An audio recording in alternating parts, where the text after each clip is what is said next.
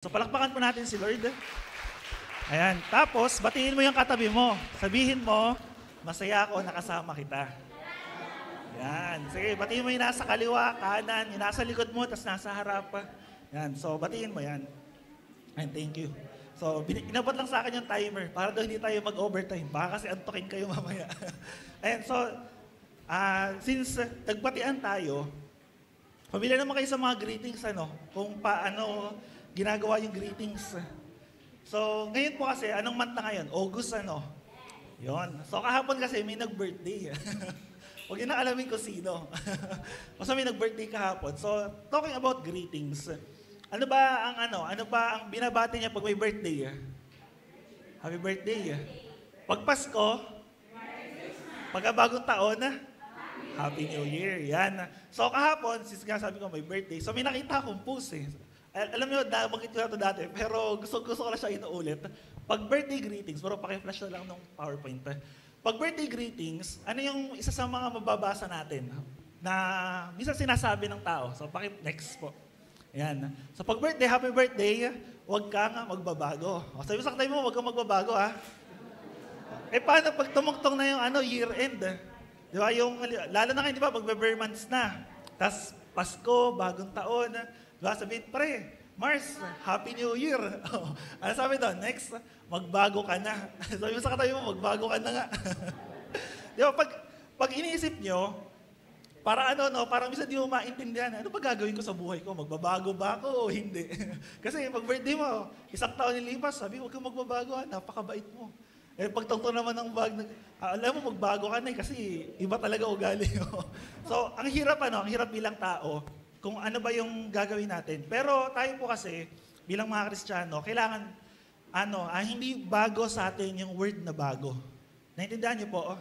Hindi dapat bago sa atin pag may pinag-uusapan tayo, especially pag tungkol sa pagbabago. So ngayon, ano yung greetings natin? Ito yung sasabihin mo sa katabi mo. Sabihin mo, magbabago ka. Kasi magbabago ka ngayong araw na to. O, bakit? Kasi yung topic po natin is, yung pag-uusapan natin sa mga susunod na linggo is about regeneration. Or sa Tagalog kasi pagbabagong buhay. So, di ba, nung mga nakaraang buwan, pinag-usapan natin about sanctification, tapos repentance, last month. So, naalala nyo ba yung repentance? Tinang mo yung katabi mo na yan kung nakapagsisi na yan. Baka bumalik si Lord mamaya o bukas, hindi pa nakakapagsisi. Ngayon, regeneration. So mamaya, i-explain natin ano yung ibig sabihin ng regeneration. Pero ito po yung naging mensahe din ni Pastor last week. Naalala nyo, di ba? Sa Ephesians chapter 2, sabi ni Paul sa mga taga-Efeso, kayo'y dating mga patay. Tapos, later on, sinabi niya, ngunit kayo'y binuhay sa biyaya ng Diyos, sa pamamagitan ni Kristo, sa kanyang biyaya tayo'y naligtas. So, dating tayo'y patay, tayo ay muling binuhay. So, yun, doon iikot yung topic natin and doon iniikot yung pag-uusapan natin. So, simulan natin ito sa Ezekiel chapter 37. Kung familiar po kayo sa verse na to, yung vision ni Ezekiel sa Valley of Dry Bones. So, ano ba yung valley? Ano ba sa Tagalog to? Talampas o lambak? Para lambak Yung valley, siya yung lugar kung saan may dalawang bundok. So, may two mountains, tapos yung pinakagitna niya, yun yung tinatawag na valley. So usually, ito ay may ilog. So kumaga, yun yung image niya. So kung napunta na kayo sa bundok at nagpaakit-akit kayo sa bundok, sa mga bulubundok, especially DRT, maka-encounter kayo ng mga valley. Pwedeng bundok, pwedeng burol. So si Ezekiel sa chapter 37, nagkaroon siya ng vision. And yung vision na yon, nakita niya doon sa gitna ng valley, yung maraming bungo or maraming kalansay. So pinakadila siya ni Lord doon, nakita niya napakaraming kalansay doon sa valley na yon. Pag tingnan niyo sa Bible, ano yung pinapakita or ano yung image, illustration ng valley? Usually, yun ay lugar ng kamatayan or lugar ng mga pagsubok, mga matitinding panahon sa buhay natin na talagang pag sinabi mo dumadaan ka sa matinding pagsubok, parang dumadaan sa valley. Kaya nga sabi ng Psalm 23, even though I walk through the valley of the shadow of death, sabi, I will fear no evil. Bakit daw? For you are with me. So yun yung sinasabi yun ganun pinapakita yung itsura ng valley. Now dito, sa vision ni Ezekiel, nakita siya ng mga kalansay. Ano pa pakiramdam nyo pag nakita kayo ng bungo o kalansay? Yung totoong tao Dumunta na ba kayo sa Taal? Nakita nyo na ba yung mga hinahanap na sa bungero?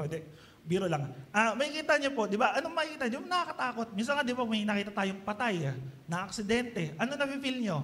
Di ba? Grabe, no? Nakakatakot. Parang nakakapanginig. Si Ezekiel, ito yung nakita niya. Hindi lang isa, hindi lang dalawa. Sabi niya, yung buong valley, punong-puno ng kalansay. And ano sabi ni Lord doon? Sabi ni Lord kay Ezekiel, itong mga bangkay ba na to, can this bone lives? Pwede mo mabuhay itong mga bangkay na to. Itong mga kalansay na to. Then sabi ni Ezekiel, Lord, you know, alam niyo po Panginoon. Then sabi ni Lord, mag-preach ka, mag-prophesy ka sa mga kalansay na to, and sila'y magkakaroon ng laman. Sila'y muling mabubuhay. And ginawa ni Ezekiel. At alam niyo kung ano nangyari doon?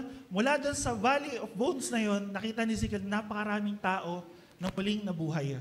Now, ano yung pinapakita noon? Pinapakita noon yung pagiging prophecy yun about sa Israel, sa future, na yung Israel ay muling bubuhay ng Panginoon. Pero gusto ko pong maintindihan nyo na ang regeneration ay parehas na ganun yung illustration, ganun parehas sa pinapakita. Na ano ba yung pagpapakita sa atin, muling binuhay. Minsan kasi, madalas ko po sasabi sa inyo, pag tingnan niyo yung pananaw ng mundo, ibang-iba yung word na regeneration. Ano ba naisip niyo pagka regeneration sa mundo? Nag-ML ba kayo? Alam niyo yung kulay green na button na? Di ba? Ano pangalan nun? Di ba regen na? Hindi ko alam sa ibang games. Okay, pag nakita kayo ng heart na kulay green na. Di ba? Di ba? Tama, di ba? Di ba? Iba na yung isip niyo pag sinabi natin regeneration. Sabi ko sa inyo eh. Pero yung gano'n kasi yung pinoportray ng mundo. Pero pag tingnan kasi natin yung regeneration, biblically, ibig sabihin nito, may pagbabago. Hindi lang basta nagkaroon ng panibago or nag-regen, nadagdagan, or na-restore. Kumbaga, nagkaroon ng pagbabago. Now, what is regeneration? Sabi ni Dr. Harold Wilmington, ito daw po yung regeneration. A reference to the process whereby the Holy Spirit of God, through a second birth, imparts to the believing sinner a new birth. So, tagalugin natin. Sabi diyan, yung regeneration daw ay process sa pamamagitan po ng gawa ng Holy Spirit or ng Espiritu ng Diyos, na kung saan daw yung isang sinner, isang makasalanan, nagkakaroon siya ng panibagong kapanganakan. Well, actually, mamaya matatopic natin yung pagiging born again. Bakit napakahalaga nun sa isang tao at bakit napakahalaga nun sa isang nagsasabi na siya'y mananampalataya? Sabi ni Dr. Harold Wilmington dyan na yung second birth, yung regeneration, ayan yung process niya, reference niya. At gusto ko pong maintindihan nyo na ang regeneration ay supernatural work ng Diyos. Hindi po siya basta-basta lang pagbabago. Ito ay pagbabago na ang gumagawa po ang Diyos. Pero, may part pa rin tayo. Naalala niyo yung sanctification, parang ganoon din. Ang sanctification naman kasi, pinapaging banal tayo, ginagawa tayong banal ng Diyos. Through Jesus Christ din. Pero ang part natin doon, dadaan tayo sa process. At the same time, sa regeneration naman, parang ganoon din. Pero nauna nang gumawa ang Diyos para sa atin.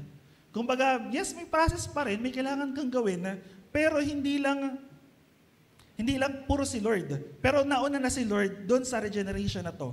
Now, isa sa pinakamagandang passage na alam na nung karamihan sa atin ay sa 2 Corinthians chapter 5, verse 17. Ikalawang Korinto, chapter 5, verse 17. Yan. So sa Tagalog, ano sabi rito? May kabisado ba niyan? Pag-recite natin. Sabi sa Tagalog, kaya't kung nakipag-isa na kay Kristo, ang isang tao, isa na siyang bagong nilalang, wala na ang dati niyang pagkatao, sa halip ito'y napalitan na ng bago. Yan. So alam ko po yan kasi kung na-sharean kayo ng 5 verse ng salvation, ng pagpapala na natanggap natin kay Lord, isa to sa mga pagpapala na natanggap natin, yung pagbabago.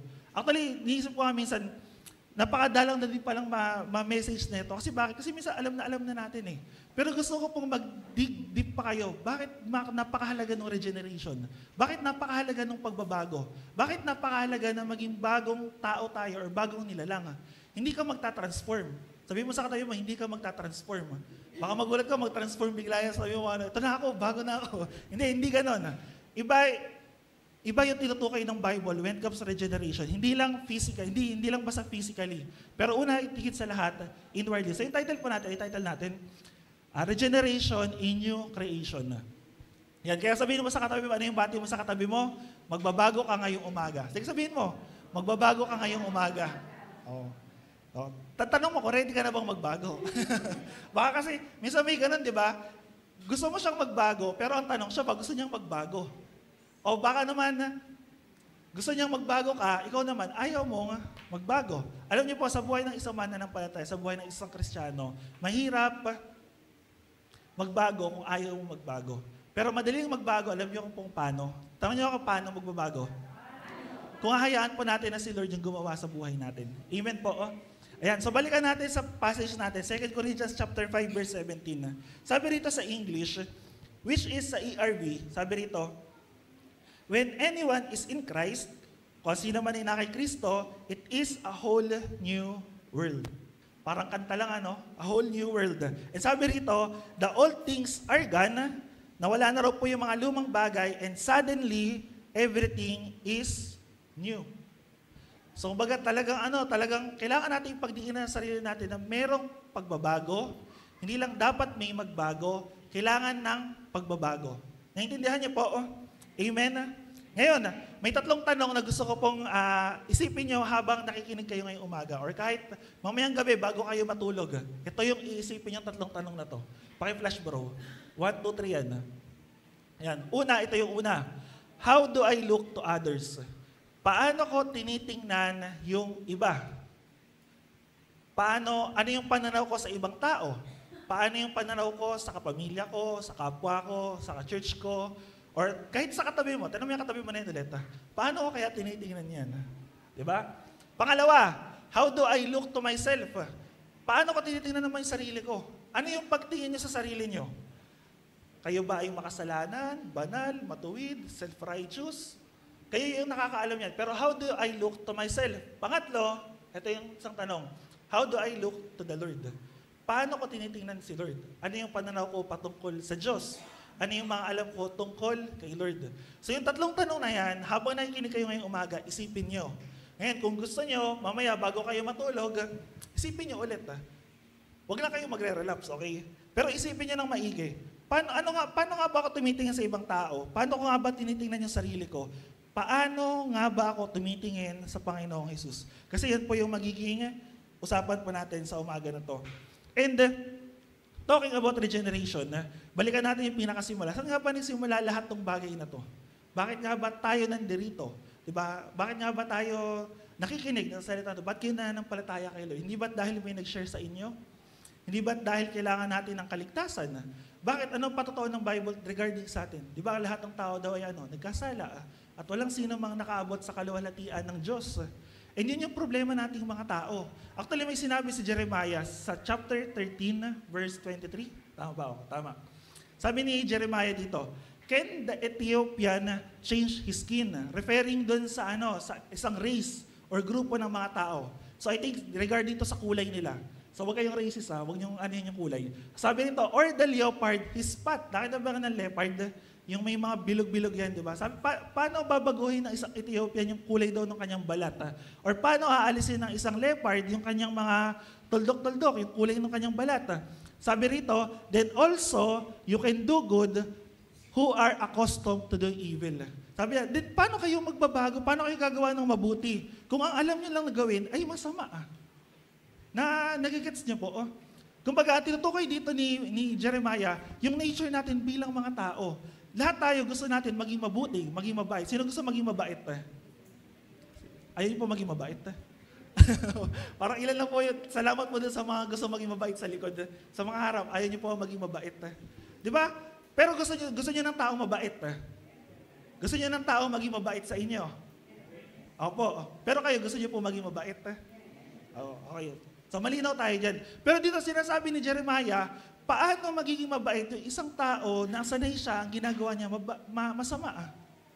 Paano magiging mabuti yung isang tao na ang laman ng isip tsaka puso niya ay kasalanan? Di ba? Di po kayo nagtataka minsan sa mundo natin, bakit ang daming krimen na nangyayari, ang daming kaguluhan? Di ba sa bansa natin, hindi pa kayo na-aware, hindi pa kayo napapaisip minsan na bakit ba lagi laman na lang ng balita, patayan, karahasan, kahalayan, tapos kung ano-ano pang mga bagay, na actually sa panahon po natin ngayon, nakakalungkot kasi bakit? Minsan yung mga kalokohan o yung mga kasalanan, nagiging normal na lang. Actually, nagiging katatawanan na nga lang po eh. sa ibang tao. Di ba, hindi ba naiisip yun?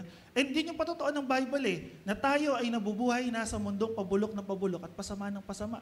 Wala pong bago sa mundong to. Ang bago po sa mundong to, yung mga Kristiyano, pero actually walang bago sa mundo na to kasi lahat to puro kasalanan, puro pasama ng pasama. Sabi ni Haring Solomon, di ba yun nangyari noon, nangyayari lang ulit ngayon. Ang pinagkaiba lang, may technology na tayo. Kaya mas mabilis natin nakikita yung mga bagay, mas mabilis natin nalalaman. Di ba, nakakarinig ba kayo ng mga digmaan? Di ba, lately, di ba yung mga bansa, magugulat ka na lang, ba't nag-away yung mga yun? Di ba, minsan ganun din sa buhay natin, ba't nag-away to? Alam ko, best friend to tapos biglang nag-away. Pero sabi rito, ni Jeremias, paano gagawa ang isang tao ng mabuti kung ang kanyang kinalakihan, kung ang kanyang nature, kalikasan, bulok. Puro kasamaan. Diba? Kaya nga yung nature natin, our nature is corrupted from the very beginning. Yung ugali natin, hindi kasi ugali mo na talaga, hindi kasi may nangyari, may influensya, hindi. Ugali mo na yan. Kung pangit po yung ugali natin, the very first beginning, pangit na siya. Bakit? Saan nagsimula ang lahat? Hindi ba kay Adan at Eva? Kaya sabi nila, kapag may kailangan ka daw sisihin mo si Adan at Eva. Kasi bakit? Kasi dahil sa kanila. Pero hindi Yung mga kasalanan ba na ginagawa nyo ngayon, sila ba yung dapat natin sisihin? Di ba't naman na lang natin yung pagiging makasalanan sa kanila? Sino ba yung responsible sa mga kasalanan natin? Tanong mo yung katabi ba na yan? Yan ba? Pag may ginawa ka ba ng mali, na masama, yan ba yung sisihin mo? Hindi, si Kuya Michael kasi may kasalanan talaga nun. Hindi, si pastor talaga may kasalanan nun. Ganun ba? Sino bang responsible sa mga kasalanan natin? Hindi ba tayo rin? Kaya nga kailangan natin ng pagbabago Kasi kung walang pagbabago sa buhay natin, ang isa sa problema natin, alam niyo po kung ano, sisihin lang natin yung mga kasalanan natin sa isa't isa. And mahirap yun. Sabi sa Titus, chapter 3, verse 3 to 7, maganda yung sinabi ni Tito rito. Kasi bakit? Binigyan niya ng details Binigyan niya ng DN. Sabi sa verse 3, ito yung sabi niya, noong una, tayo rin mismo ay mga hangal or foolish, hindi masunurin, naliligaw at naging alipin ng mga makamundong damdamin. Tama ba? At lahat ng uri ng kalayawan. Nakikita niyo po, sabi ni Tito, sabi ni Paul kay Titus, di ba lahat tayo, ito yung ugali natin. Tayo hangal, hindi marunong sumunod, naliligaw at alipin ng mga makamundong damdamin. Doon sa naghari sa atin ang masamang isipan at pagkainggit. And sabi rito, tayo'y kinaupuotan ng iba at sila'y kinaupuotan din natin. O di ba talking about our nature, hindi ba natin ginagawa yan? Actually, minsan nga ginagawa natin. Di ba? Pag may galit sa inyo, paano nyo nagre-response? Paano kayo nagre-response? May kaaway kayo, may kagalit kayo, may gumawa sa inyo ng mali. Di ba anong ginagawa nyo? Ginagantihan nyo, di ba? O hindi. Sana hindi na. Pero kasi kanina, nagising ako, hindi ko alam si Michael ata nag-send ng reels na yun o ano. May nakita lang akong reels. Alam mo yung may nagda-drive ng kotse. Tapos hindi ko alam kung nagkagit-gitan ba sila o ano. Tapos biglang hinampas yung salamin ng kotse. Tapos biglang tumakbo. Diba, minsan nakikita lang natin sa mga video, sa mga palabas. Pwede kang matawa, pwede kang magulat, pwede kang mainis. Pero kayo po, tanong ko po sa inyo, paano kayo nakikitungo dun sa mga tao na hindi maganda yung ginagawa sa inyo? Diba? Isipin niyo po na maigi. Paano kayo? Di ba tandaan niyo yung tatlong tanong natin paano kayo nakikitungo dun sa mga taong hindi gumagawa ng masama sa inyo? Gumaganti ba kayo? Bumabawi ba kayo? Kasi kung ginagantihan natin sila, ano sabi ng Titus? Tayo kinapuotan ng iba at sila kinapuotan din natin. At itong mga bagay na to, kailan natin ugali? Noong una. At sabi doon sa next verse, ngunit nang mahayag ang kabutihan at pag-ibig ng Diyos na ating tagapagligtas, ang ating Panginoong Hesus, sabi nito, iniligtas niya tayo hindi dahil sa ating mabubuting gawa, kundi dahil sa kanyang pag-ibig at habag. Saan daw? Sa atin. Di ba, makikita niyo po, dati ito yung ugali mo, ito yung ugali natin, ito yung ugali ko, hindi lang kayo, even ako. Pero sabi ron, dahil sa pagkahayag ng pag-ibig ng Diyos ng ating Panginoon, sabi nito, ito, iniligtas na tayo Hindi daw dahil sa mabubuti tayo, hindi dahil sa mababait kayo, hindi dahil sa marami kayong ligtas points sa langit. Hindi ko alam kung meron talaga. Pero hindi dahil doon Sabi doon, dahil lang kay Jesus. At sabi ron, tayo iniligtas niya sa pamamagitan ng Espiritu Santo na naghugas sa atin upang tayo ipanganak ng muli at magkaroon ng bagong buhay. And isa yun sa purpose, bakit tayo iniligtas si Jesus? Para magkaroon tayo ng panibagong buhay. Hindi yung bagay na ginagawa natin noon, ginagawa pa rin natin ngayon. Ang nakakalungkot po minsan, yes, tinanggap na natin si Lord, kinilala na natin si Lord bilang Panginoon tagapagligtas, niwasan natin yung kasalanan, pero temporary lang. Tapos, babalik na naman tayo saan? Sa dati nating buhay. Which is, nakakalungkot. Pero gusto ko pong maintindihan nyo na ito yung sinasabi ni Tito, kung talagang yung mga naunang bagay doon sa verse 1, na wala na sa atin, wala na yun. And ito yung ginawa sa atin ni Lord. Sa verse 6, pakituloy bro, masaganang ipinagkaloob ng Diyos sa atin ang Espiritu Santo sa pamamagitan ng ating tagapagligtas na si Jesucristo. Masagana. Binigay ng Diyos ang ating Panginoong Hesus. And sabi sa 7, upang tayo'y gawing matuwid sa pamamagitan ng kanyang kagandahang loob at tayo'y maging tagapagmana ng inaasahan nating buhay na walang hanggan. And madalas niyo pong makikita ito, I think nabasa na rin to. Dati, na walang laman or walang makasalanan ang pwedeng pumunta sa langit. Kasi bakit? Ang langit, pumunta kayo sa langit, ano meron sa langit? Ang Diyos. At ano ang Diyos? Banal. Ano yung sabihin ng banal? Walang kasalanan, walang karumihan, walang walang kasalanan, malinis. And sa palagay niyo po, ang isang tao na natural na makasalanan pupunta sa langit. Kasi kung pwede natin gawin yun, di sana hindi na namatay si Jesus sa krus. Sana hindi na siya pumunta rito 2,000 years ago para lang, sige, kaya niya naman pala. Kayo na. Di ba naalala niyo yung shinare na video niyo kay MJ niyo last time? Yung kay Will Dasovich, tsaka kay, sino yung isa? Kay Joy Spring. Di ba? Although pag naalala ko yun, natatawa ko sa interview ni Will Dasovich, napaka-brutal naman nung paraan na yun. Hindi Hindi siya brutal. Kaya nga ang claim ni Jesus sa John chapter 14 verse 6, diba? I am the way, the truth, and the life. No one comes to the Father except through me. Exclusive yung claim ni Jesus na walang ibang paraan para makapunta sa langit upang tayo, ikaw, ako, tingnan mo yung katabi mo na yan ulit, para mapunta sa langit, kundi dahil kay Kristo lang. And kailangan natin yun. Kasi hindi tayo makakapunta sa langit kung hindi tayo mananampalataya kay Jesus. Hindi ka makakapunta sa langit kung hindi mo tatanggapin si Kristo bilang Panginoon at tagapagligtas mo. Hindi rin pwede na magpapatuloy ka sa pananampalataya mo kung hindi ka nagsisi sa mga kasalanan mo at tumalikod. At hindi mo pwedeng sabihin na nagpapatuloy ka sa buhay na to nang walang nabago sa'yo. Wala po akong Kristiyano na nakilala na totoong Kristiyano na walang nabago sa kanya. Lahat po ng kilala kong Kristiyano, especially yung mga matatagal na o yung mga nakuha na ni Lord na una na sa atin, lahat sa kanila may nabago. Hindi pwedeng wala. Kapag walang nabago sa atin bilang Kristiyano, baka hindi talaga tayo Kristiyano. Baka kailangan natin bumalik sa Christianity 101 na. Baka kailangan mong salvation verse o kailangan mong si Lord na yung kumilos para sa iyo para bumalik ka. Pero sabi rito, we are saved and regenerated through Jesus Christ. Tatandaan niyo yan. Si Kristo lang yung nagligtas sa atin at si Kristo yung nagpapabago ng buhay natin. Pero hindi doon natatapos. Yes, ginawa ng Diyos yung mga bagay na hindi natin kaya gawin. Kasi bakit? Hindi natin kaya iligtas sa sarili natin. Hindi natin kayang baguhin yung sarili natin sa sarili natin. Now, balik ako doon. Sa panahon po kasi natin ngayon, maraming mga nagtuturo, yung mga self-help, yung mga discipline, yung self-help psychology. Hindi natin dinidisregard yung mga bagay na yon. Actually, minsan na-recommended namin yun, especially yung mga psychiatrists, psychologists, kasi may mga bagay talaga sa generation natin na hindi na-define noon. Kumbaga may mga bagay talaga na kailangan talaga natin ng professional help. Pero yung mga bagay po na yon, nakakatulong lang. Hindi iyon yung solusyon. Ulitin ko yung mga bagay po na yon, nakakatulong lang, pero hindi yun yung solusyon. Kasi bakit? Kapag pumunta ba kayo, actually alam ko may mga ilang kapatiran dito na later na dumating sa point ng buhay nila, nagpunta sila sa psychiatrist.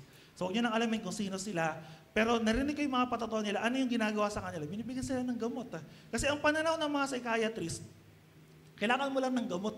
Kulang lang sa chemical yung utak mo kaya nagkakaganyan ka. Di ba? Ang sakit nun eh. Ano bang chemical yung kailangan natin sa utak natin para maging maayos tayo? Diba? Isipin nyo, anong chemical ba kailangan ko? Kailangan ko ba ng methane, biodiesel, biogasoline? Kailangan ba natin ng gano'n? Hindi eh. Ang kailangan ng tao, alam niyo po kung sino or ano? Si Jesus. Kailangan ng tao manampalataya sa Panginoong Hesus. Bakit ang dami nating problema? Bakit ang daming problema ng mga tao? Ano ba? Dahil may problema lang yung kasama mo, yung pamilya mo, may problema lang ba yung kamag-anak mo? Kasi pinalaki na kayo may problema. Yung ba talaga yung problema ng tao? Di ba hindi eh? Ang problema ng tao in the very first place, in the very beginning, kasalanan. Kaya nga doon tayo niredeem ni Jesus eh. Doon niya tayo tinubos. Kung hindi tayo tinubos ng ating Panginoong Hesus sa kasalanan, kawawa pa rin tayo hanggang ngayon. Kawawa pa rin yung buhay po natin. And ngayon po yung gusto ko maintindihan nyo. Niligtas tayo at binago tayo ni Jesus. Tapos. Pero hindi pa tapos yung preaching. Sa John chapter 3, verse 3 to 7, ito yung sasabi ko kayo about sa pagiging born again. Sabi rito, ni Lord, kay Nicodemus, nung isang gabi pumunta si Nicodemus kay Jesus. Sabi ni Lord, tandaan mo ang sinasabi kong ito. Malibang ipanganak ka na muli ang isang tao, hindi niya makikita ang paghahari ng Diyos. Or sa English, unless a man be born again, he cannot see the kingdom of God. Sa next passage, ito yung paborito ko. Sabi ni Nicodemus, paano may papanganak pang muli ang isang taong matanda na? Makakapasok pa ba siya sa sinapupunan ng kanyang ina para muling ipanganak ka? Tanongin mo yung nanay niya, Nay, paano, pwede pa ba ako bumalik sa sinapupunan mo? Pwede pa ba ako bumalik sa tiyan mo? Di ba? Pwede pa kaya sa palagay niyo? Di ba ako ibabalik niyo ako kay mama? Pwede pa kaya? Di ba? Baka magalit siya sa akin eh. Actually, pag inisip niyo minsan, di ba parang nakakaloko yung tanong ni Nicodemus, ano ba, namimiloso mo ka ba? O sagutin ng matino. Pero gusto ko pang maintindihan niyo si Nicodemus, isang Pharisee. And ang Pharisee sa kanila, scholar ng law, ng kautusan. And hindi niya to tinatanong bilang pang-pilosopong tanong. Tinatanong niya to bilang curious sa tanong. Wait lang, sabi ni Lord, kailangan ko may panganak na muli. Paano ko ipapanganak ulit? Kasi ang alam ko lang pagkapanganak sa akin na nung pinanganak ako ng nanay ko. Ngayon, paano ko ipapanganak ulit? Sabi ng verse 5, sagot naman ni Jesus, tandaan mo ang sinasabi kong ito. Malibang ang isang tao ipanganak sa pamamagitan ng tubig at ng espiritu, hindi siya makakapasok sa kaharian ng Diyos. Doon sa una, unless a man be born again, he cannot see the kingdom of God. Sabi rito, unless hindi siya born again, hindi siya makakapasok or he cannot enter the kingdom of God. So dalawa yun ha. Kaya napakahalaga ng pagiging born again. Mahalaga yung pagbabago. Kasi kung hindi magbabago, bakit? Hindi mo pwedeng makita ang paghahari ng Diyos. At the same time, hindi ka pwedeng pumasok sa kaharian ng Diyos. Dito tayo, sa tubig tsaka sa spirito. May iba't ibang interpretation dyan or may iba't ibang turo yung mga Bible scholars dyan. Kasi yung tubig, minsan tinutukoy nila to bilang pagkapanganak sa'yo sa sinapupunan ng magulang mo. Yung iba naman, tinuturing nila to bilang baptism nung time na ikaw ay binautismuhan. Pero ang pinakamahalaga po rito, ikaw ay pinanganak saan? Sa Spirito. Nung tumanggap tayo kay Lord, sabi ng Ephesians, tayo ay binigyan ng Banal na Espiritu. Alam niyo na po yan, may Holy Spirit na kayo. And ano yung trabaho ng Holy Spirit sa atin? Magturo, magpaalala ng mga bagay na itinuro sa atin ni Lord, ng mga bagay na narinig natin sa kanyang mga salita. Yun ang trabaho ng Holy Spirit. Kaya kapag gumagawa kayo ng kasalanan, gumagawa kayo ng kalokohan, at wala kayong conviction or walang desire sa buhay niyo na mabago, baka hindi talaga kayo nanampalataya. Yun po yung titingnan niyo lagi. Naalala niyo yung tatlong tanong natin, paano ako tumitingin sa iba? Paano naman ako tumitingin ngayon sa sarili ko? Kapag gumagawa ako ng mga pagkakamali at kasalanan, ano yung nararamdaman ko? Ano yung nararanasan ko? Hindi lang basta nararamdaman, na feelings. Ano yung nararamdaman ko dito sa pusong? May conviction ba? May guilt ba? May kahihiyan ba doon sa kasalanan na nagawa ko? O wala O proud pa ako na nagawa yung kasalanan na ginagawa ko. Now dito, kasi bakit? Sabi ni Lord kay Nicodemus, mahalaga na ang isang tao, hindi lang ipanganak sa tubig, kundi may panganak din sa spirit. Panganak din, mag-born again. Sabi, pag tinuloy natin to, paano daw yun? Ang taong ipinanganak sa laman ay laman. Ang taong ipinanganak sa spirito ay espiritu. And sa 7, sabi rito sa bandang dulo, huwag kang magtaka sa sinasabi ko sa iyo, kayong lahat ay kailangang ipanganak na muli.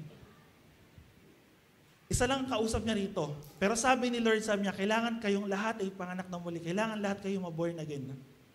And probably, tinutukoy ni Lord to sa lahat ng makakarinig nung salita na to. Kaya sabihin mo sa katabi mo, kailangan mong ma-born again. O sabihin mo naman sa kabila, kailangan mo kasing magbago.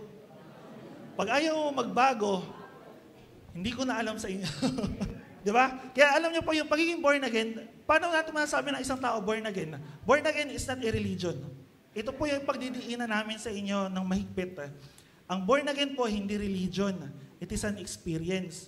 Hindi po dahil pumunta kayo dito sa church at nakinig sa nagsasalita sa harapan nyo, born again na kayo. Hindi dahil nakinig kayo ng worship song, pagka nasa bahay kayo, hindi dahil sumasama kayo sa mga Bible study, ay born again na kayo. Kailan po naboborn again ang isang tao? Kanina ko pa ito sinasabi, mula nung nanampalataya siya kay Jesus Christ bilang Panginoon at Tagapagligtas ng buhay niya. Doon nagkaroon ng born again experience. Doon nagkaroon ng regeneration. Now, paano masasabi na born again talaga yung isang tao? May nabago sa buhay. Di ba naalala niyo po yung mga testimony? Paano nag-work yung mga testimony? Alam ko ito, kaya hindi ko alam yung iba bakit ayaw mag-testimony. Pero paano nag-work yung testimony? Ganito, ano ka dati, tapos ano ka ngayon? Tama, di ba? Ano yung buhay mo dati, tapos ano yung buhay mo naman ngayon? Kasi ganun yung pagiging born again. Kaya sasabi ko dito sa inyo, pagiging born again po, karanasan yan, hindi yan religion. Hindi umaten ka dito, hindi kinaladkad ka lang dito nung nag-invite sa'yo, or hindi dahil lang kasi may gawain, or may family day, or may anniversary. Pag umaten ka dito, born again, hindi eh. Ang pagiging born again po, nagsimula nung nanampalataya kayo kay Jesus. At doon nagsimula unti-unti yung pagbabago ng buhay natin. And pag binasa niyo yung New Testament, especially sa mga sulat ni Apostle Paul, lagi niyang sinasabi yan sa mga churches, ito kayo dati, tapos ito kayo ngayon. Ito yung ginagawa niyo dati, tapos ito na yung dapat ginagawa niyo ngayon. Laging ganun yung paalala sa atin. Nalala niyo po last week, di ba kumanta kami? Diba? Sana po na-bless kayo. Sa kanta lang namin, pero sa boses namin, alam ko, hindi kayo ma-bless. Ano eh, saglitang practice lang po eh. May plano pa rin po sila sa anniversary, pagtsagaan nyo na po kami. Pero gusto ko pong maintindihan nyo, example lang to hindi ko tinataas yung pamilya namin. Pero yung mga matatagal po dito, yung mga dati nang umatin dito, alam nyo po kung ano po yung buhay namin. Diba? Yung nakita nyo po yung building dito, diyan kami nakatira dati. Tapos, pag nag-praise and worship sila pastor dito, nagbibidyo okay naman kami doon. Naalala ko pa no, one time, tinutok ko yung video okay doon sa church. So kaya siguro sabi Lord, matigas ulo mo ha.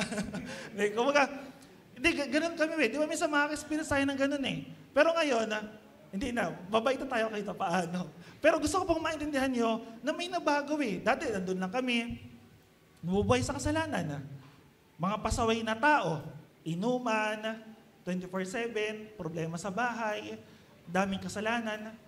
Pero mula nung napunta kami dito, nakakilala kami kay Lord. Hindi kami lang napunta rito nakakilala kami kay Lord, nanampalataya kami.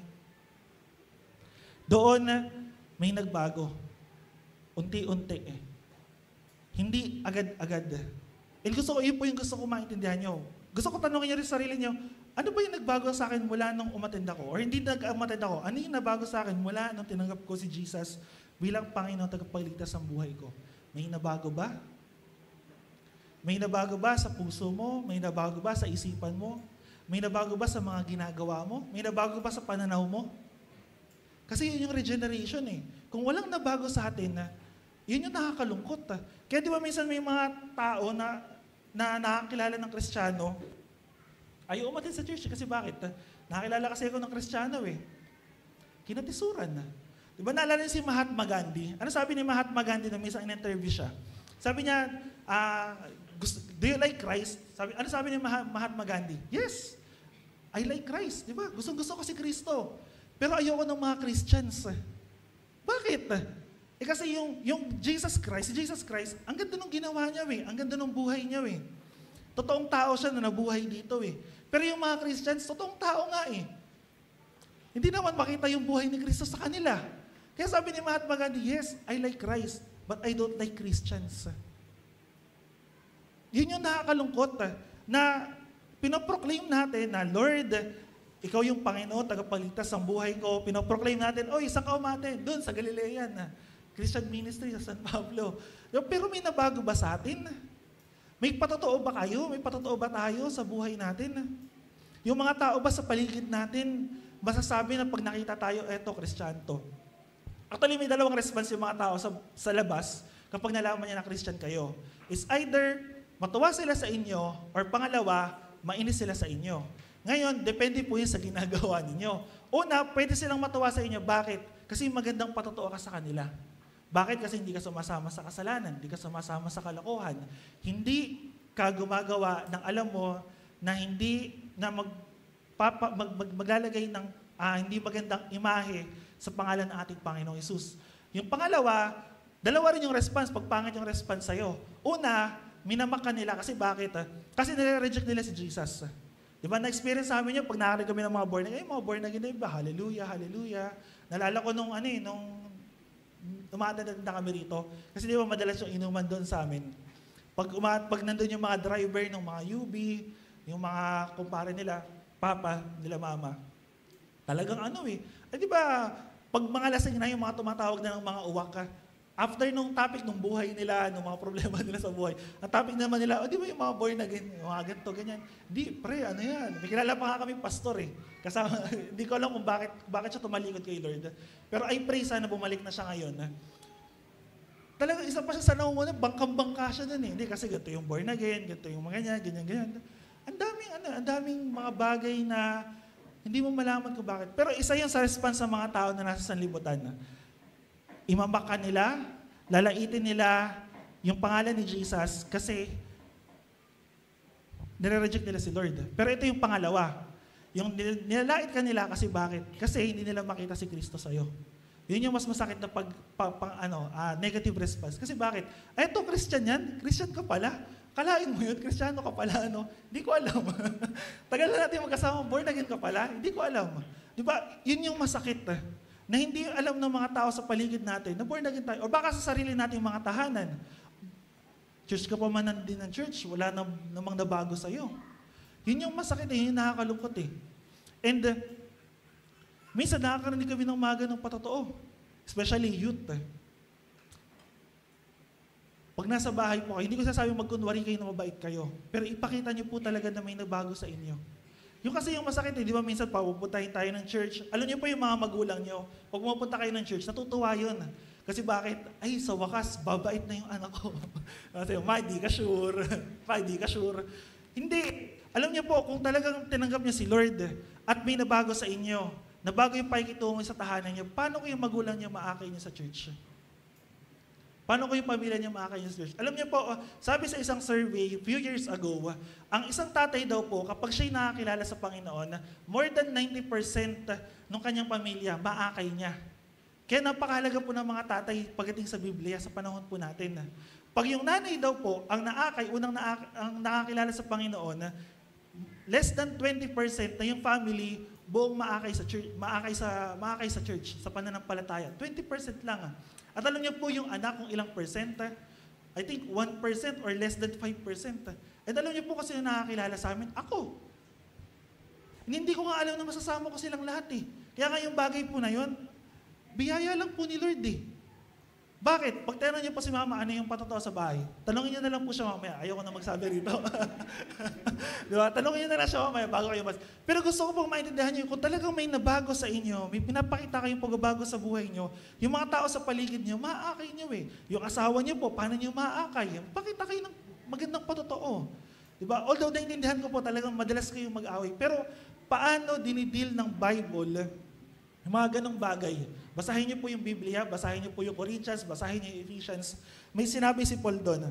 Now, bago ako lumayo, sabi ng Ezekiel chapter 36, verse 26 to 27, ito yung may pagbabago sa atin. Sabi ron, Ezekiel chapter 36, sabi rito sa English, "And I will give you a new heart, and a new spirit I will put within you, and I will remove the heart of stone from your flesh, and give you a heart of flesh." 27, "And I will put my spirit within you, and cause you to walk in my statutes, and be careful to obey my rules." Ano sabi ni Lord doon? Bibigyan ko kayo ng bagong puso at bagong espiritu. Regeneration. Ayun yung pagbabago ng puso at espiritu. Pagbabago ng buhay natin. And ano yung purpose on bakit kailangan natin ng bagong puso at bagong espiritu? Ito yung reason. "And cause you to walk in my statutes," or sa mga utos ng Panginoon, "and be careful to obey my rules." Kasi kung wala po kayo or wala tayo na bagong puso at bagong spirito, naalala niyo po kung ano gagawin natin, kung ano yung bagay na ginagawa natin, kung ano yung bagay na gusto mong ginagawa. Yun. Kaya po yung pagiging born again, pagiging regeneration, may bagong desire, may bagong puso. A new heart and a new desire.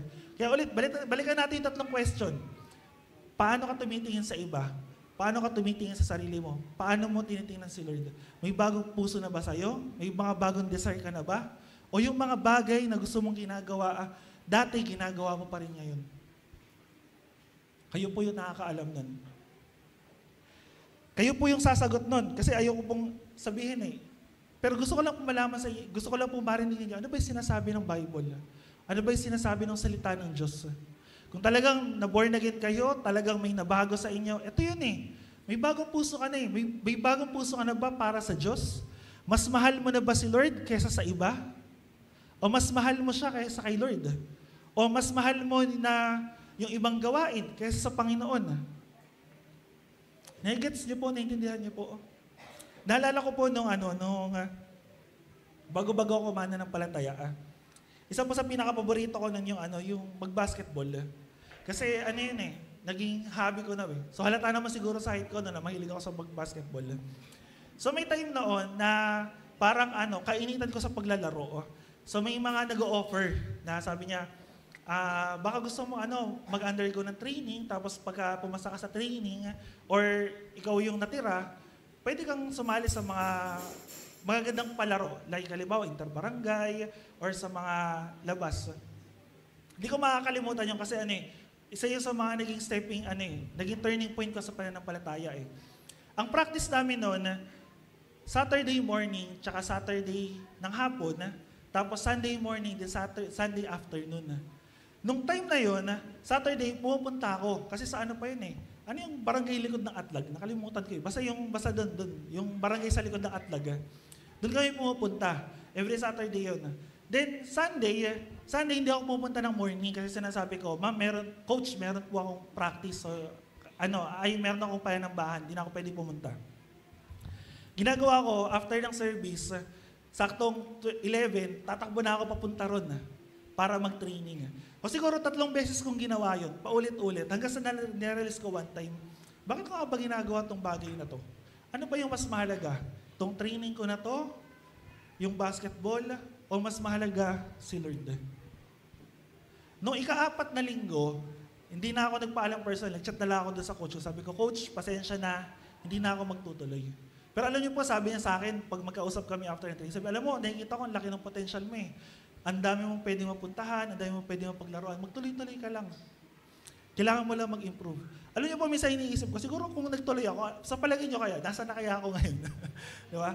Baka siguro wala ako sa harapan niyo nagsasalita. Pero alam niyo po, never ko pinagsisihan yung decision ko na yun sa buhay ko na yun. Kasi bakit?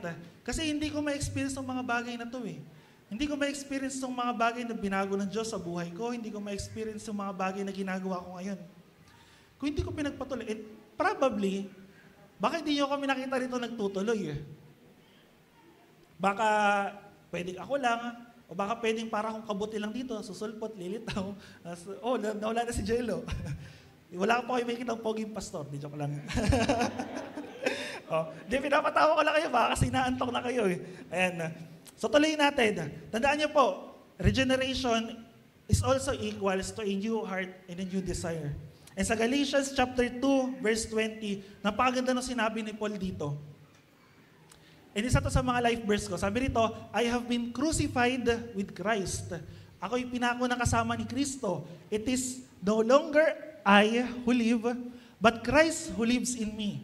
And the life I now live in the flesh, I live by faith in the Son of God who loved me and gave Himself up for me. Now, tanong ko po sa inyo ngayon, para kanino kayo nabubuhay?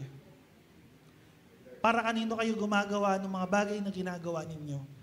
Diba? May kita niyo po ito, dalawang ako, yung sinasabi ni Paul. Doon sa una, sabi niya, I have been crucified with Christ.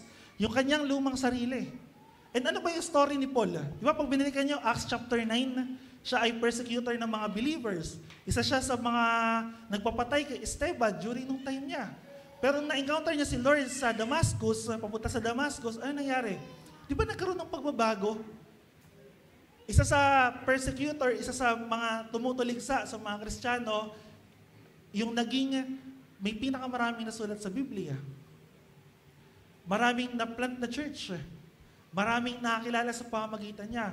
Pero hindi naging madali yung buhay ni Paul. Pero dito, sabi niya rito, I have been crucified with Christ. Yung luma niyang pagkatao, yung luma niyang sarili, naipako na kasama ni Kristo. And sabi niya, and the life I now live in the flesh. Yung buhay na pinamumuhay ko ngayon, habang ako'y nabubuhay, hindi ko yung pinamumuhay sa sarili ko, kundi para kanino daw? Kay Kristo. Kasi bakit? Who loved me, umibig sa akin, nagmahal sa akin, at ibinigay niya ang kanyang sarili para sa akin. It is not I, but Christ. Sabihin niyo nga po, it is not I, but Christ. So sana po, ito rin yung pinamumuhay natin eh.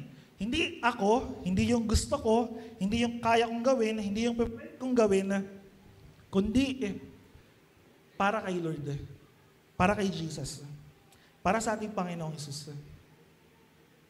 And alam niyo po ba yung metamorphosis? O, naalala ko kasi yung metanoia ni kay Jojo nyo di ba? Yung sa repentance. Yung metanoia yung ginamit na word dito. Sa transformation or sa regeneration, ang ginamit na word is yung metamorphosis. Alam na alam yan sa biology. Yung insects, yung butterfly, di ba? Ano yung butterfly? Saan siya nagsimula? Sa itlog. Tapos, sa yung itlog, naging uod. And ano yung ginagawa ng uod? Di ba? Kakain siya, magpapataba. Then later on, magiging cocoon. O di ba? Alam na alam yun, nag-aaral talaga kayo ng biology. Tapos, later on, after ilang days, ano mangyayari? Di ba? Masisira yung cocoon and lalabas yung butterfly. Paro-paro. Mula doon sa maliit na uod na hindi mo may imagine, or mula doon sa itsura niya na worm-like or caterpillar, never mo may imagine na magiging magandang paro-paro siya. Actually, hindi lang sa sa butterfly, sa mga insects, mostly ng mga insect, ganun yung process nila. And tawag doon metamorphosis. Kasi bakit? Mula doon sa luma nilang itsura, ano nangyari? Panibago. E tayo pong mga Kristiyano, sana ganun din po tayo. Ano ka dati, ano ka ngayon? At yung nangyayari po sa atin, paganda ng paganda, hindi papangit na papangit. Kaya nga sabi ng Corinthians, di ba? Yung image po ni Christ, nare-renew sa atin, araw-araw. And from glory to glory, from one level to another, nagiging kamukha niya tayo.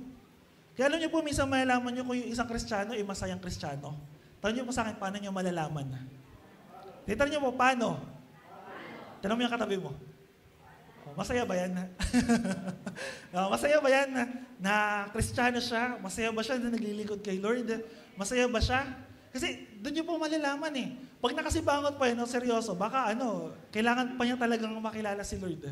Pero kung alam niyo po, ang isang Kristiyano, despite ng mga bagay na naranasan po natin, alam natin na may pag-asa. Kaya nga po yung buhay natin may pag-asa eh. Ano man yung naranasan mo, ano man yung problema mo, ano man yung pinagdadaanan mo, ano man yung sakit mo, karamdaman, may pag-asa pa rin eh. Problema yun eh, kasalanan yun eh. Pero lahat po ng bagay, kaya pong baguhin ng ating Panginoong Hesus. Amen po. So tayo pong lahat ay tumayo. And magkuklose na po tayo.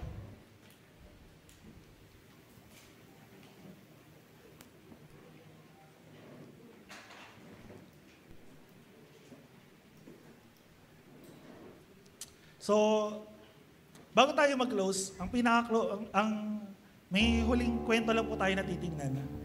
May isang hari sa Old Testament na napakaganda po ng story niya. Si Haring Manase, or nakalimutan ko sa Tagalog, Manases ba or Manase? Basta si King Manase. Ano yung story niya? May kita niyo po sa Chronicles chapter 33, ganito po yung nangyari. Yung tatay niya, si King Hezekiah, nag-restore ng kautusan sa Jerusalem, sa temple, and nagrepent sila. Later on, napalitan si King Hezekiah ng kanyang anak, si King Manase. Si King Manase yung pinakamatagal na naging hari ng Israel for 55 years. And ano yung ginawa niya? Nung nagsimula siyang maging hari, hindi maganda yung mga bagay na pinaggagawa niya. Kasi bakit? Yung mga idols, yung mga Diyos-Diyosan na inalis ng kanyang tatay, nilagay niya. Tapos, nagdagdag pa siya. And sabi ng Bible, meron pa siyang mga sasamang mga bagay na ginawa.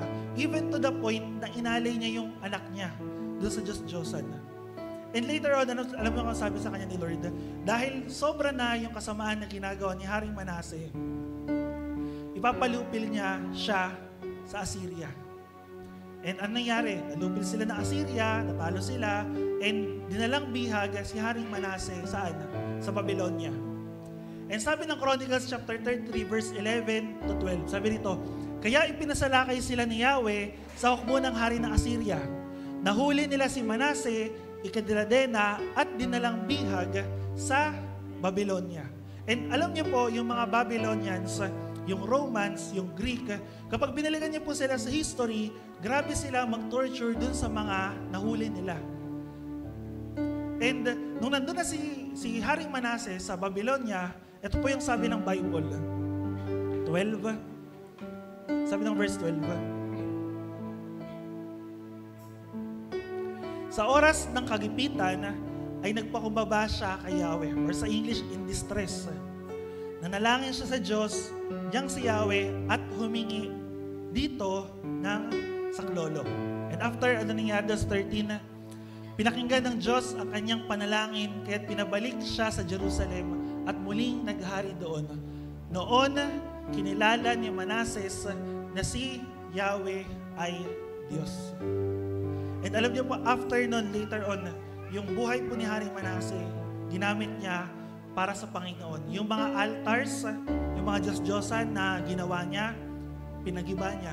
Pinalitan niya ng mga lugar, sambahan para kay Yahweh. Yung mga bagay na pinagagawa niya na masama, inayos niya ulit. Ano po yung gusto kong ano po yung gusto natin makita rito? Part po ito ng regeneration.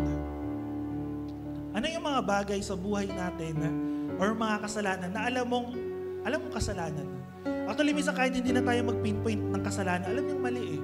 Di ba kasi meron tayong moral values eh. Ano yung mga kasalanan na alam mo? Kasinungalingan, kalokohan, ano pa? Inggit, yung mga nabanggit kanina, mga masasamang damdamin. Kayo po yung nakakaalam sa sarili nyo at kayo yung nakakaalam kung ano yung mga pinagagawa nyo. Pero pag tingnan nyo po yung storya ni Haring Manase, ano nangyari sa kanya? Nung time na kailangan niya ng tulong, nung time na nahuli siya, naalipin siya sa Babylonia, nagrepent siya, and later on, ano nangyari? Nabago yung buhay niya. Alam niyo po, ito isa to sa bagay na wag sanang i-allow ng Lord na mangyari po sa atin. Dumating tayo doon sa panahon ng deep distress. Yung padaanin tayo ng Panginoon doon sa mga mahihirap na bagay ng buhay natin. Para lang makilala natin si Lord. Para lang matagpuan natin siya. I pray, wag na po sana tayo dumating din sa point ng buhay natin katulad ni Haring Manase. Na kung kailan na ka nandun na sa gipit na point ng buhay mo, tsaka mo lang maaalala na may Diyos. Pero alam niyo po, kung i-allow man ng Lord na ganun yung mangyari sa atin, I pray na matagpuan niyo po si Lord. Katulad ni Haring Manase, katulad ng prodigal son, ng alibugang anak, matagpuan niyo po na mahal kayo ng Diyos at iniibig niyo po kayo. Tayo pong lahat ay yumukot manalangin. Panginoon, salamat Lord sa araw po na to. Salamat o Diyos sa inyong mga salita na narinig po namin. Salamat Lord, bagamat ito po ay tema ng aming lalakaran. And sa iba Lord, hindi na bago itong mga bagay na to o Diyos. Pero Lord, alam namin yung lahat ng bagay, lagi niyo pong binabago.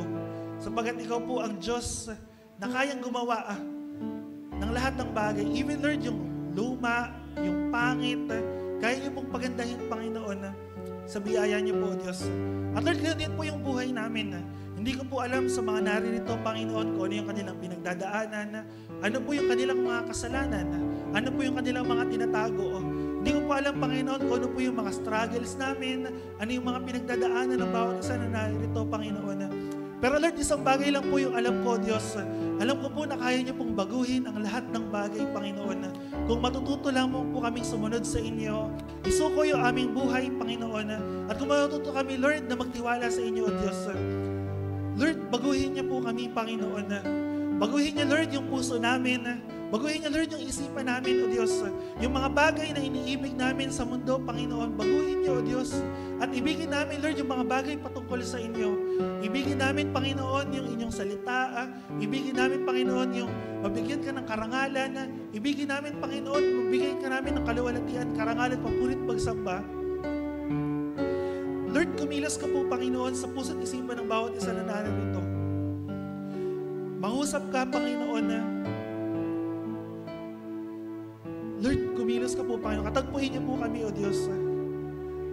Katagpuin niyo po, Panginoon, ng bawat isa. Asa natutunan namin sa umaga na to, O Diyos. Lord, hindi po kami umalis rito nang wala kaming daladala. Wala kaming natutunan, wala kaming may apply. And patawarin niyo po kami, O Diyos, kung dito, iba yung ugali namin. Pagdating sa labas, Lord, hindi kilala na kami Kristiyano. Or Lord, hindi ka namin napaparangalan bilang isang mananampalataya. Bagasan kung nakakapamuhay kami ng hindi maganda sa labas, sa pamilya namin, sa mga kaibigan namin, O Diyos. Patawarin niyo po kami, Lord. At dalangin ko, O Diyos, at tulungan niyo po kami, Panginoon, na mabago yung puso't isipan namin, O Diyos.